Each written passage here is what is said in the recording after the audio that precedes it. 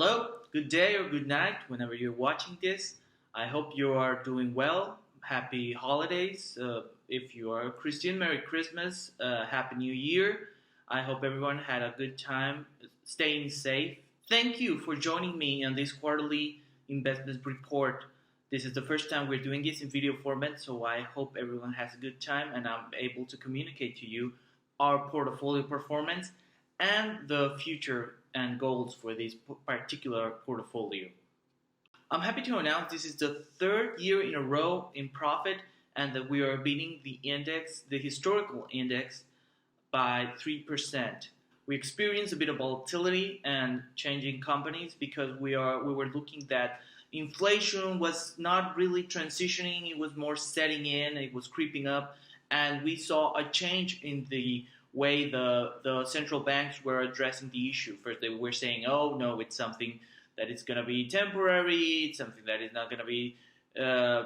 It's something that we're not going to be concerned about." But then it was, and we had a couple of shifts in the portfolio. We let some of the companies go. Some of them they were not bad companies. They had strong moats. ASML. ALB, Albemarle. Some of these companies I would consider buying again, but as they stand right now, they're very overvalued and they posed a risk because they were highly more volatile than the market. In this period of high inflation, I decided to go with a core and satellite strategy where we usually have a more defensive portfolio, taking care of volatility and risk management. We basically cut off some of the more riskier assets in our portfolio while leaving the companies that I really don't want to get rid of. In essence, there are 7 companies: Facebook, Microsoft, Google, Louis Vuitton, and Kering, while also adding, albeit a little less in position percentage, Visa and MasterCard. Now, why did we do this light change? Mainly because there aren't, as Warren Buffett has stated, there aren't many companies to buy right now, and the ones that would be interesting are expensive. So instead of sitting on cash, I wouldn't want to sit on 40% of my portfolio in cash like Warren is doing right now.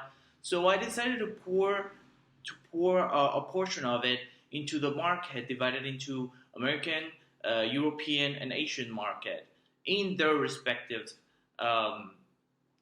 percentages.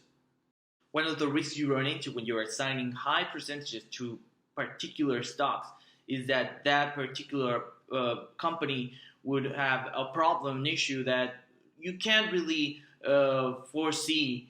No one was foreseeing this pandemic.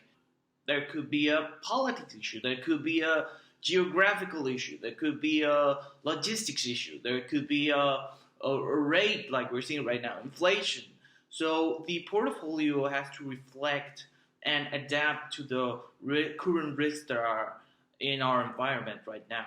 No one can foresee the future, but if you hold companies that are less reliant on things going on perfectly, it is considered a better investment. And the reason behind this is that you have a little bit of wiggle room. You have a little bit of flexibility. You want flexible companies that are not reliant on a single thing going right, a single client denying their request. Like, for example, one of the companies that we had to let go was Lockheed Martin.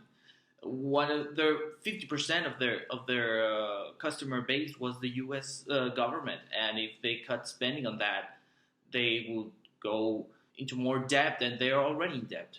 So you have a company that it's in debt, and it has a single customer that has.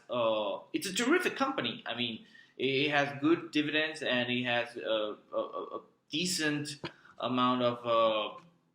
And I don't believe that one of the world's biggest contractors got to where they are by being bad, but you have to take that into consideration in periods that are volatile. Things that may be going right will not go right, and how flexible your companies are and how easy it is to adapt. So, in essence, our portfolio needs to be able to adapt and to have that wiggle room to be flexible in that aspect. And that's how I see the portfolio going forward, being able to pick stocks that will outperform the market, but still have a part that will be able to counterbalance that risk we're taking by picking particular stocks, be it in ETFs, gold, or other commodities. What I see going forward is a period of high inflation. They will raise rates at some point. I believe this year we will see some rate hikes, and we are preparing the portfolio for that. We are taking into account. Perhaps Warren Buffett, with his 40% in cash, is expecting for the SPS 500 to crash, or for some companies to get into a bargain. But time and time again, it has been proven that time in the market beats timing the market. Hence why, just because I don't find any companies doesn't mean that I don't want to be invested or that I want to hold in cash, especially in a period of high inflation where cash gets the bad end of the stick. So I constructed the portfolio with 10% in gold, 10% in cash, and roughly 46% in the stocks that I mentioned, these 7 companies that I believe are solid, have a good mode, have a good value proposition, and also have this flexibility that we require in this volatile period.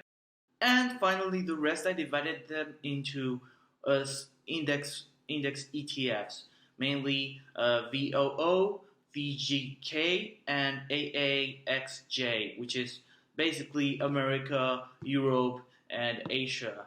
Right now, I should be displaying the following compositions of these, the top 10 holdings, which are the most influential companies that participate in this index ETF. You may see a little bit of overlapping. Some of the companies that I've mentioned are in the index, but they are in a different percentage composition. And I wanted to keep these companies because I understand them. They are in my field of competence, and I believe they will outperform the market as they've been doing so in the past 5-10 years. This is how I envision the portfolio going forward amidst high rates, inflation. Here in Mexico, we are having a spike on cases. We're having over 3,000 a day just here in my state. And that's why we are making this quarterly report in my home office. In this quarter, I also received my certification, international certification with merit from the CISI, which is one of the requirements of elite Etoro popular investors. I am extremely proud of this accomplishment, and I appreciate all the good and kind wishes that I receive from you, my copiers, and my followers. And I'll continue to respect that commitment that I made to you 8 years ago to take good care of your hard-earned money and invest it so that you can accomplish your financial goals. Once again, thank you for all of your support, for all your trust. And if you have any questions at all, please let me know in the comment section below. I hope you stay safe, that your family stays safe, and have a great weekend. This is Nestor Armstrong, Popular Etoro Investor. Stay safe and invest smart.